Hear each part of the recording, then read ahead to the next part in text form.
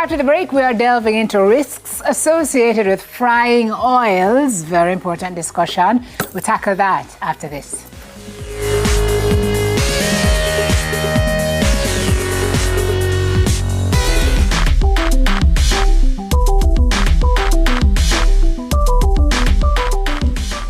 All right, folks, so did you know that there are risks associated with frying oils? Well, food safety communicator and advocate Alison Richards joins me now to tell us about those risks. Before I go to Alison, there's this food scientist that he wrote a book, and in the book he has the 7 foods of life and the 7 foods of death. And one of the 7 foods of death is fried food. Morning. Morning, no. You're talking about oil or oil and fried food? I'm speaking about oil with respect to food safety. So what is the risk associated with the overuse, the oxidation, and poor storage of oils? Who's the food safety girl, please? Well, food safety girl is me, Alison Richards. I am a food safety advocate and communicator, having over 10 years experience in food safety regulation. And I decided, after leaving the regulatory field, that consumer education was something that was very lacking based on my experience. The food safety culture in Jamaica can do some work. So that's where the platform was formed, and the intention really is just to have consumers on the same page, just to inform them and to have them to be advocates for their own selves. But where did it start from day one? How you know that this is not necessarily good for you and stuff, because Jamaica people love our fried food. So where did this start with you? Well, fried oils, since the beginning of time, the corporations and governments have been communicating the risks associated with the fried foods. And I think food safety is one of those topics that intertwine with so many other aspects. So when people hear food safety, they think about the health aspect of it, but they're outside of the health aspect.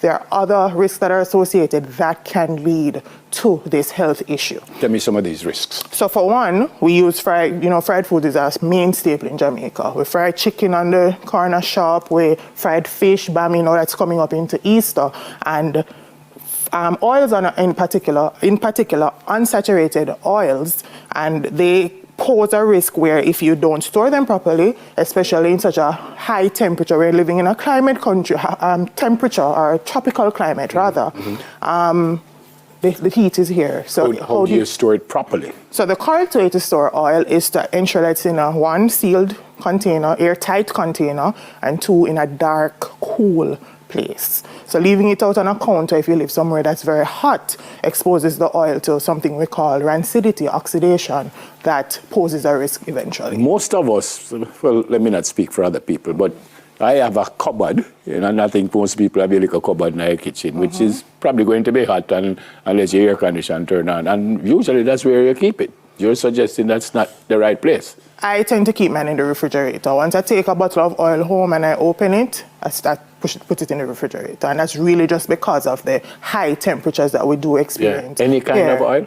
Well, it depends. So in particular, vegetable oil, which I have a sample of here, it is more readily goes rancid whenever it's stored in hot temperatures. Wow. And in addition to storage, we do have where persons are overusing oil. So we have a cook shop, and oil is expensive, so we fry and we fry and we fry and we fry and we fry, and this is what the oil ends up looking like, this dark texture, and it has stuff like this in it. So the recommendation is that outside of storing it in a cool place, you don't really want to be overusing your oil, because that leads to rancidity, which... So even when we hear about this virgin oil and stuff, that must go in our fridge too? So for olive oil, the extra virgin olive oil tends to have different chemical properties. So different oils have different smoke properties. They have different chemical properties that will tend to differ, which causes a differences in shelf life. But in particular, for frying oils, which we tend to use more vegetable oil because it's cheaper,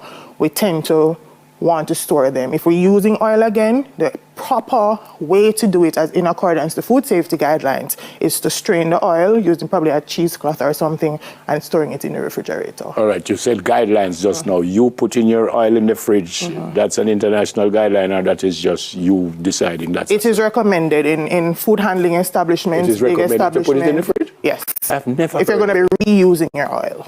I've never heard of that. Yes, it is. So from you open it, so before it open, you don't put it in the fridge? No, you don't need to. But just to slow down the heat acting on the oil and to further cause oxidation and rancidity. But even if the cap is tightly closed, I don't know if that phrase makes sense, but I think you understand. So even if you're tight, still put it in the fridge? It's not a must. We're talking about reuse of oil. So for me in particular, I don't use oil a lot. So once I open a bottle of oil, that will probably last me for a month. So because of that, I'm going to put it in the refrigerator because what it does is slow down the oxidation process. So what else you use? That was the palm, that non-stick, yes. So you don't put nothing in the frying pan, you just... No, I just try to rely on the oil content of the particular food I am eating.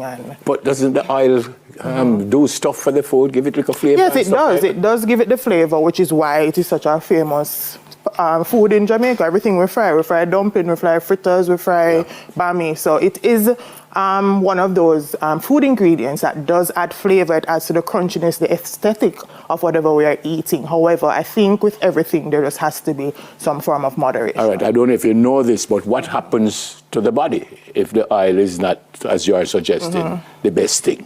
All right, so when we overuse oil, so when we keep frying it, it tends to release toxic compounds, namely acrylamide or aldehydes. And what these compounds in particular, the acrylamide and the aldehyde, have been proven to be neurotoxic, and it also can be cancerous. Wow. So that's kind of why I focus on this aspect of the food. Yes, we know it's trans fat and it causes cardiovascular disease, but we also want to focus on the breakdown of oil over time if it's not stored properly. Overuse, oxidation, and poor storage. You tell me that already. Regulatory and legislative framework in Jamaica. All right, so based on my research, the Ministry of Health has actually convened a trans fatty acid committee, which is geared towards working towards reducing trans fatty acids in our foods locally. So it's still in the works, but it has not yet been finalized where we have any regulation to say, this amount of oil or whatever. And I think it's still left up to the consumer. So the food is available.